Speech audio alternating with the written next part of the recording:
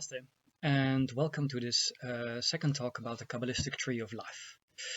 I concluded my first talk about this vast and intricate topic with the mention of a specific numerical relationship, namely the one between the Hebrew word indicating existence, yesh, yud, shin, together 10 and 300, so 310, numerical value 310, and Keter, the crown, which is the first of the 10 sefirot that together make for the tree of life.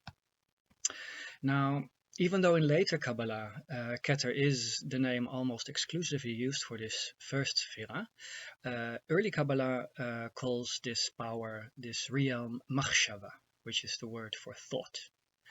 Now, this original name is of great importance for understanding Keter and the entire tree of life. That's why I'd like to first say a few things about this word.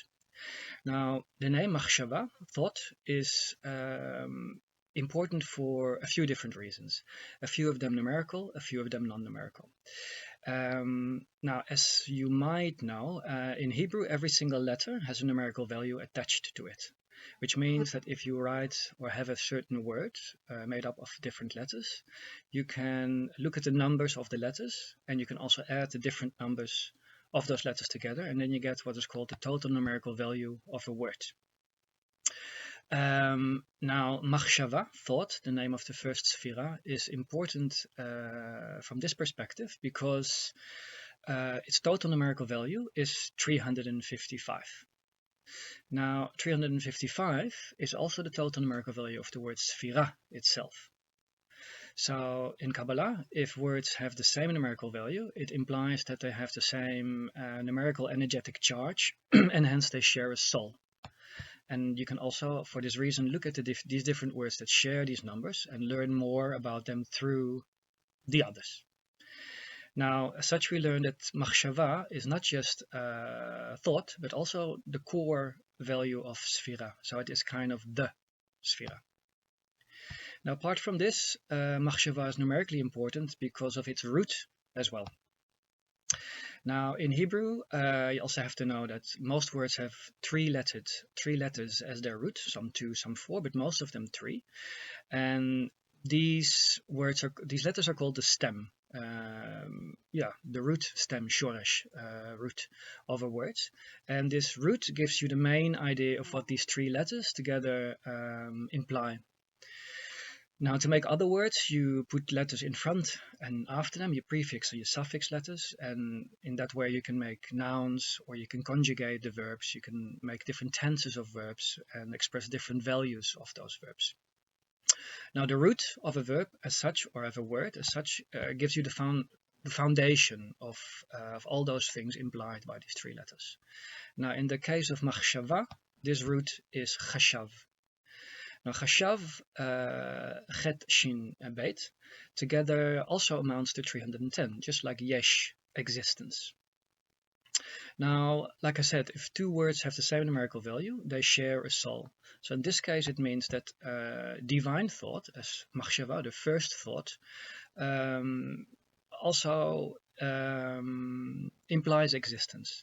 So thought here should be seen as the Buddha mind, as a complete realm, and the soul as the soul of creation, the core of creation. Now, apart from these numerical implications of Machshavah, and the reasons why that word is so important, the word is also important because of the semantic, or just of the meaning, semantic reasons. And let me explain why. Now, in Kabbalah, we have thought, we have higher thought and lower thought. So thought is divided in higher thought and lower thought. And this is important because lower thought is basically the way we think. So the way we're used to thinking in our contemporary mundane setting. And often these days, thought, and especially the ego as it's called, is seen as something bad, and if we don't want to call it bad, then it's something we have to transcend and let go of, and all these things. So the connotation is always negative, which makes things complicated, because of course the more you think about that, really, the more you want to steer all that, the more you're using thought. So it's a catch you're caught there in a specific situation. Now, the division between higher thought and lower thought might help in this sense, because whatever this lower thought may be, it has a connection, it has a portal to higher thought.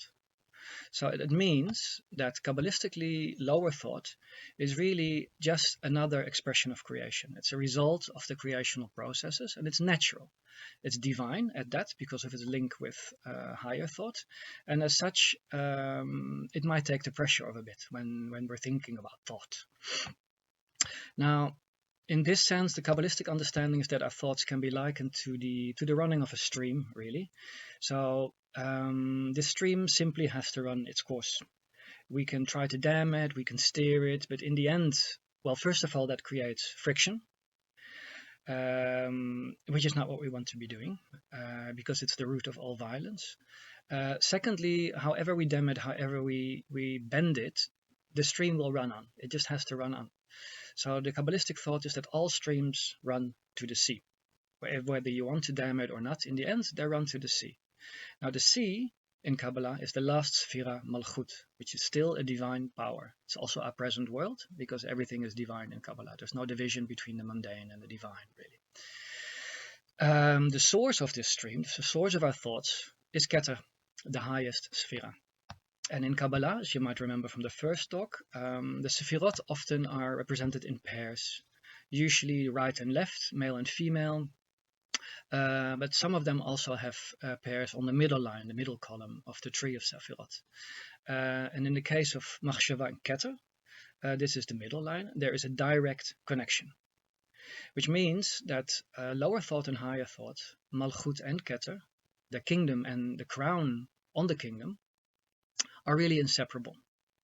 And this is why in the scheme of the tree of life, these two are, even though you can't see it from the scheme itself, in Kabbalah they call it the back way, really. So there is a direct connection between the last and the first, as it's stated in Sefer Yetsirah as well. And the beginning and the end are absolutely united, really. Now, for the same reason, the Hebrew word for create, or the root, the three letters that express the word for to create or creation in Hebrew, are expressed by numbers 2, 2, and 1. So we start with duality, the onset of creation, everything in creation, also our natural way of looking at creation. And this inevitably and effortlessly will again end in the 1, because that's the last letter of bara, create, is the 1, which means everything naturally and effortlessly will return to the source. Now this return can also be called the end of division. It's dissolution into the sea that is connected to the source. And it's called by many different names in many different traditions. So in Zen we have Satori, and seeing directly into reality, ultimate reality. In Hinduism and Buddhism in general, we have words like enlightenment, etc. Now in Kabbalah, this dissolution, this end of the two, or this natural flowing of the two into the 1, is called the state of being as if not, cleaving to God in a different stream of Jewish mysticism. And by a specific Kabbalist, it's called the world to come, which is not a world after physical death, as we will see. Now, as I said in my first talk on the subject, there is another Kabbalistic secret implied in this connection between the number 310 of Yesh, creation, and the root of thought, Chashav, and on the other hand, the name Keter. That is the later name used for the first sefirah of the 10 sefirot of the tree of life. And this secret is called the doubling, and it implies a reflection or a repetition. It depends on what aspect of it we look at. Now, let me continue that same train of thought by first mentioning that there are also 2 ways of understanding the tree of life. Now, the first one is what's usually looked upon in Theosophic Kabbalah, and it's the development of creation. We start by looking at the first of the sefirot, the source of creation, and we follow the process of creation via the different sefirot downwards to the 10. And this is then reflected by different passages in the Torah, apart from, of course, Genesis, where it's actually literally explained or at least stated what's going on. So this is the creational understanding of the tree of life. But there's also another understanding of the tree of life, which is looking at it as a mystical ladder, as it's sometimes called in all texts of practical Kabbalah. Now, when we're looking at the tree of sefirot, or the tree of life, as a mystical ladder, we're looking at it from the lowest sefirah upward, because the lowest sefirah, excuse me, as I said, is our present world. Malchut, the kingdom, is our present world. And when we look at the tree of life as a mystical ladder, we're looking from Malchut upwards to Keter, to the crown.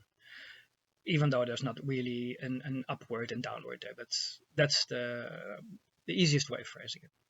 Now, the secret of the doubling that I mentioned involves both these directions. So it's a creational understanding of the tree of life, and also the mystical understanding of the tree of life as a mystical ladder. Now, one of the clearest examples of this doubling, this repetition, linguistically, is reflected by the biblical phrase, God, he thinks thoughts. It's from Proverbs. Now, in Hebrew, both the noun thought and the verb to think stem from the same root. As I said, every word has a specific root that then expresses different aspects of that root. Now, as such, the phrase he thinks thoughts is constructed by the repetition, the doubling, as it's called then, of that specific root. Now, in English, in the English rendering of this phrase, you can also see this. He thinks thoughts twice to think. Now, however, because in Hebrew every letter has a numerical value, and hence words as well, in Hebrew we also have another implication of this doubling. So in English, just he thinks thoughts, with the thoughts you can have about that. In Hebrew, the doubling of the number 310, which is the root of the word for to think, chashav, also the root of existence. Now, this doubling then mathematically gives us twice 310, which is 620. Which is the result of a doubling of thought, which is some kind of divine self-reflection, or the doubling of existence, which basically, kabbalistically, is the result of that self-reflection. Now, 620, that's the doubling, causes the 620, and that is the numerical value of Keter, the first sefirah. And in that way, thought and Keter are linked. And that's why often Keter is called thought, Machshavah, in older Kabbalah. Now, this linguistic repetition as an expression of existential beginnings, as part of he thinks thoughts, is but one of the ways that the pattern 1 to 2 expresses itself in the Torah. The ratio is encountered as also part of words that double, the numerical value of words that double, or sometimes entire sentences. Now, as an example of a word that doubles, I would like to mention the existential pattern that's expressed by Exodus, so the book of Exodus. In this book, we read about Egypt, where the biblical Jews, were enslaved, and in the end, their way towards the promised land, which in Hebrew is called Canaan. Now, this way to Canaan shows the same numerical pattern as the 1 to 2 that we've discussed before. So the slavery in Egypt, in Hebrew Mitzrayim, then is seen as not a physical slavery so much, but as a psychological, spiritual slavery of the Jews, and in this case of human. And Canaan, the promised land, then is a synonym for enlightenment, satori, the other words I mentioned, a way to free from the bondage of that self-imposed slavery, really. Numerically, this is expressed through the numerical values of Mitzrayim, Egypt, which is 380, and Canaan, which is 190. So the way from Egypt to the promised land really is from 380 to 190, which is from 2 to the 1. Twice 190, of course, is 380. So that's one of the other ways that the Torah expresses these kind of patterns. Now, I've now discussed two expressions of the relationship between the 1 and the 2. The one is as a doubling, in the sense of the doubling of thought, the doubling of existence from the 1 to the 2, which I said denotes the creational processes. And on the other hand, we had the motion or the movement, the exodus from Egypt to the Promised Land, which exemplifies the mystical processes, really. Now, Kabbalistically, these processes are seen to take place all the time, as in creation is taking place all the time, the return to the Godhead is also taking place all the time, and they take place at the same time. But because mystics naturally are more interested in the return to the Godhead, that's the whole thing about mysticism, this development from the two to the one is more heavily focused on in the Kabbalistic texts. Now, I said these two developments, 1 to 2 and 2 to 1, can be expressed in various ways. We saw the repetition of the same word in the sense of chashav, the thinking. He thinks thoughts, twice the same word. And we also saw the expression of this in the opposite direction by the numerical value that then is doubled in the case of Egypt and the Promised Land. Now, in the context of the Garden of Eden, where we find our tree of life together with the tree of knowledge of good and bad, this same concept again is expressed by twice mentioning of a specific root. In this case, the root for the word for death. Now, the clearest example here is the phrase, "You shall surely die," which is the biblical description of what is supposed to be happening when Adam and Eve eat from the forbidden fruit, which is the fruit of the tree of knowledge of good and bad. Now, in Hebrew, "you shall surely die," the surely really denotes the fact that that root is the root for death is used twice. So even though in English we say "you shall surely die," the Hebrew rendering is something like "death you shall die." So here we have a doubling of our root, as we saw, implying creational developments and the return to the Godhead. Now, even though this phrase implies both, and I will address both, let me say a few things about Abraham Abulafia, who was mostly interested, as I said, like most Kabbalists, in the mystical return, so in the way from the two to the one. And he pointed out two specific words about life and about death, which lead to, again, a contemporary term, and it might be interesting to see where that came from. So Abulafia talked about the imperative, "you shall fully live," as in with the emphasis on fully, like not just through the projection of our thoughts and through the vision of the eye thoughts with the rest of reality, fully live. And this word in Hebrew, techiyah, is 423. That means the separate letters add together to the number 423. Now, he opposes this word with the word "you shall die," which is a reference to the biblical "you shall surely die" that I just mentioned in the Garden of Eden. Now, "you shall die" has the numerical value 846. Now, since this number 846 equals twice the number 423 of "you shall live," Abulafia reasons that the path from duality to unity, from the twice mentioning of a number to the once mentioning of a number, the way from the two to the one, implies an esoteric passing through death, something that which then later came to known as mystical death, and that's the term I was referring to. Now, this mystical death to Abulafia meant a dying to a complete cessation of the division between the I, and God, or ultimate reality, however you want to phrase that. And he called this movement a becoming as if not, and also the mystical union with the Godhead. So that's Abulafia. Now, in later Kabbalah, and now I'm referring mostly to the book that most people think is Kabbalah, the Zohar, the Book of Splendor, all these topics return, because, of course, these Kabbalists, well, not of course, but these Kabbalists knew each other.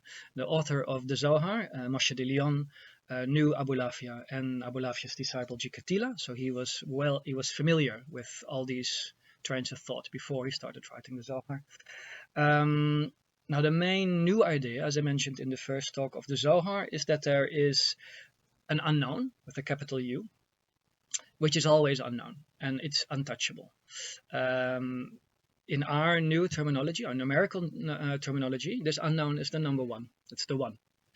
Now, besides that, and simultaneously, we also have that which we think is known, which is really our appropriating of reality and thinking we know it. This is the two. So it's psychologically represented by the I thoughts, and like I said, the projection of our I thoughts onto reality. So when our I thoughts prevail, we have the I on the one hand and the rest of reality on the other hand, which is a state of duality. So ultimate reality, 1, identification with the I thoughts, 2. Different way of phrasing it in the Zohar, or representing it in the Zohar, but same main existential ideas. Now, in the biblical Garden of Eden, the 1 and the 2, these 1 and the 2 that we've just been talking about, are also exemplified by the 2 trees. So here again we have the tree of life that these talks are mostly about. So the tree of life in this setting indicates then the non-dual interaction with reality, where the observer and the observed are one. And about this tree, it's stated in the Torah that human can eat freely without any consequences for the interaction with life. And on the other hand, we have the tree of knowledge of good and bad, indicating a dual interaction with life, good and bad, exemplified by the number 2, good and bad. So now from the eating of this tree, the fruit of this tree, it's stated that there are direct consequences. And this is the phrase, we shall surely die, that we've been talking about. Now, although Abulafia uses this phrase through his juxtaposition with the phrase, you shall fully live, as an explanation of how to return to the garden, return to enlightenment, return to Satori, return to ultimate reality, the biblical reference mostly expresses the opposite, so the creational processes. Now, it is clear from the text, the biblical text itself, that this you shall surely die is not to be taken literally. Because Adam and Eve did eat from the fruit and they did not die. They exited from paradise, which is different. So, Kabbalistically, this means that really what's going on here, to use Abulafia's terminology in the opposite direction, so not the dying to the dual processes, the dying to duality, the dying to opinionated thoughts, but the opposite. In this case, there's the dying to mystical union. And even though that might sound like something negative, it's part of the natural processes. We're looking at the development of unity, the Godhead, into or towards the manifestation of creation, which is a dual thing. So naturally, also the thought processes go through that same process, from a united state to a more dual state. So the biblical warning, it's not a warning, but the biblical phrase then expresses a dying to this mystical union, and it describes what happens to us when we identify with our body and our opinionated thought process, and hence end up in a situation where there's the I and the rest of the world, the rest of reality, which is dual. So according to Abulafia, or Abulafia's phraseology, for him it's the return to the paradise, here literally away from paradise. Now, another way of phrasing all these same things is through Krishnamurti's terminology, whereas the one way is horizontal thought, which is the 1 to the 2, the development of thought, and then there's vertical thought. A horizontal thought then is called opinionated thought. It has a direction, and we pretend that we live in this specific setting in which we develop and about which we have lots of opinions. 1 to 2, 2 to 1. Also in Krishnamurti terminology, the same thing, just using different words. Now, as might be known to some, the continuation of this story in the Torah is that Adam and Eve, as I said, leave paradise. Sorry, that was my dog. They're leaving paradise as a result of the eating of the tree, of the fruit from the tree of knowledge of good and bad. Now, it's stated here that their eyes were opened. Now, Kabbalistically, this opening of the eyes, again, is seen as the same description of the same as what we've been talking about. So, in paradise, Adam and Eve were seeing in unity. That is, the observer and the observed were one. They were seeing in one way, if you will, only through the third eye, the balance between the right and the left, the middle, the third eye. After that, they shifted to seeing with 2 eyes. So they went, if you will, from seeing what was true and false to seeing well, maybe not even always true and false, but yeah, so seeing as one, to seeing this is a step in between, really, to seeing what is good and bad, so an opinionated way of interacting. And now Adam and Eve realize that they're naked. It is an identification with the body. They see they're naked. There's a whole new process is starting, which kabbalistically then basically indicates the move to the next sefirah. So from Keter now we're kind of moving to Chokhmah, but I'll say a little bit more about that later. Now the patterns 1 to 2 and 2 to 1 are of course not the only patterns through which the Torah expresses these existential wonders. Another pattern, a well-known pattern, an important pattern, is the 1 to the 4, about which I hope to speak a bit more in future talks. But what is the same in all these patterns? There's always two directions, if you will. So we can look at them as an expression of the creational processes from 1 onwards, or we can look at them as a mystical ladder in the opposite direction, and we're contemplating the 3 as humans' mystical return to the 1. Now, all of this to say that like in other mystical traditions, Kabbalah also takes the core of existence to be united. And there's the capability of this unison to express itself through duality.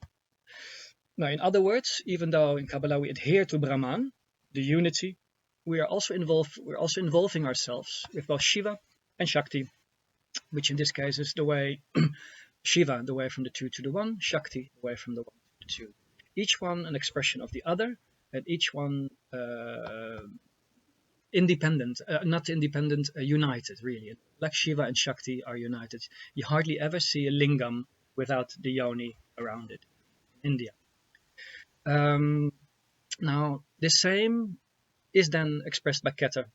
So that's the use of the name Keter instead of Machshavah, thought. The first sefirah Keter, the crown. It contains these 2 aspects, because it has twice the numerical value 310 of existence and of thought. So twice Shiva, Shakti, Keter, 620 as a result. However, since in Keter the duality is more existent in potentiality, the overriding force in Keter is still unity. And for this reason, in most Kabbalistic texts, Keter is called not the first, but 1, simply 1. So the name the first then is applied to the second sefirah, Chokhmah, wisdom, where we see the onset of the activation of duality. So it's the activation of the concept of the 2, of duality. And for the same reason, when we're talking about the division in higher thought and lower thought, as I mentioned at the beginning of this talk, higher thought is applied to Chokhmah, not to Keter, where everything is really still united. So Chokhmah, wisdom, higher thoughts, lower thoughts, our thoughts in Malchut. Now, even though Chokhmah is called higher thought, it is still always stated that this higher thought is out of reach of opinionated thought, of dual thought. So we have the beginning, onset of duality, but it's not something that's really dual. And for this reason, higher thoughts cannot be acquired. Wisdom cannot be acquired. It can, however, be received. Now that then is the secret of practical Kabbalah.